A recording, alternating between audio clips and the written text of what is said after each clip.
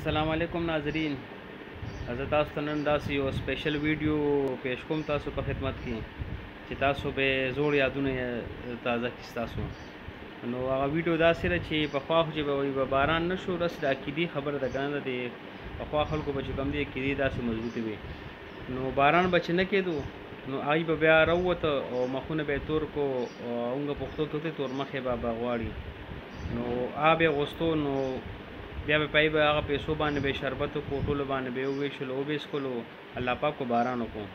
نو تاسو وګورئ، ما دا یو ویډیو وکړه، زما ډېر خوښه شوه، ما چې خپل ملګرو سره شیر کړو چې هغه زوړ وخت راته بیا تازه کړو. امید کوم چې ستاسو به دا ویډیو خوښه شي.